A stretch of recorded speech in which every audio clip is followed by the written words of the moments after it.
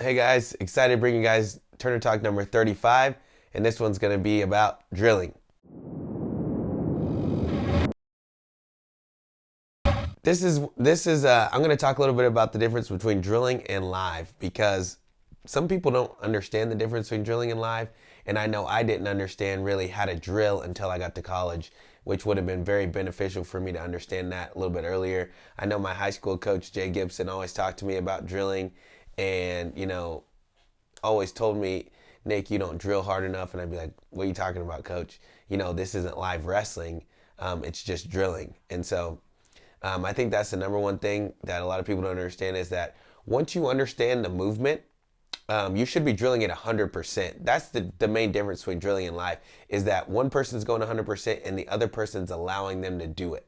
In live, both people are going 100%.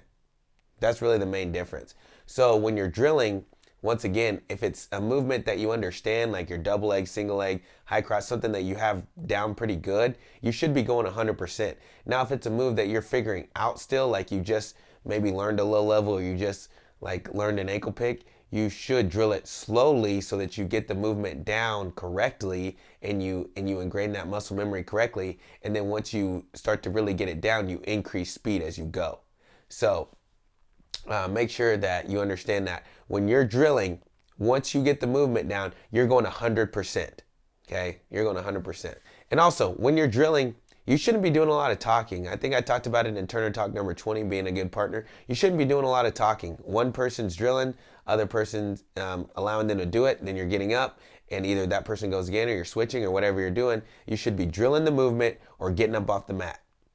Don't stay down on the mat and don't be talking to each other, hanging out, hoorahing. Of course, if you need to talk about something, hey, maybe you need to keep your head up a little bit, like kind of coaching your partner up to help them get better, and that's going to also help you get better. That's good. Also, obviously, don't tell your partner to do the wrong thing. So if you don't really understand the movement, you shouldn't be coaching anybody up. You should be raising your hand, asking coach to come over and help. But if it's something that you understand and your partner's doing it wrong, help them out, okay? So don't be standing around talking and coming up out of position. That's another thing. When you get up off the mat, you should get up in position, ready to go, okay? Because the most important thing about drilling is getting your reps, repetition, again and again and again.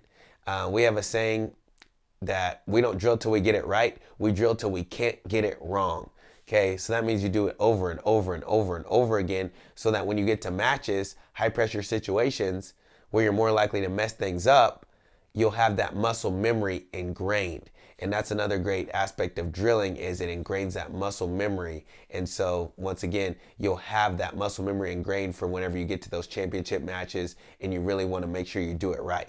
Here's a tip about drilling. I used to make it a game for myself. So like in practice, I would make sure that I was always the one getting up first. Whether it was I was drilling the move or my partner was drilling the move, I was always getting up first, always getting up first, always getting up first. And for a while, like, your partner may try to go with you, and that's great, but you'll figure out that you eventually just wear them down, and that also helps you to start to learn how to really break somebody, and not just in practice, but also it's going to help and trickle over into matches as well. Just learning how to break somebody's spirit is important in wrestling because if you can keep your pace high and just wear on somebody, you can wear them down, and that's another aspect of just being a champion, being a competitor. And don't get me wrong, live I think has its definite benefits, learning how to hit your stuff 100% and with resistance and everything like that. But drilling helps you to build new habits, whereas in live, you just perpetuate the habits that you already have for the most part. So drilling is very, very important. Live has its importance too, but I would say that drilling is one of the most important things you can do in wrestling. So Turn Talk number 35. Big shout out to M-Stamp Media for helping produce these and get these rolling and also helping to keep me accountable at times as well. So appreciate it.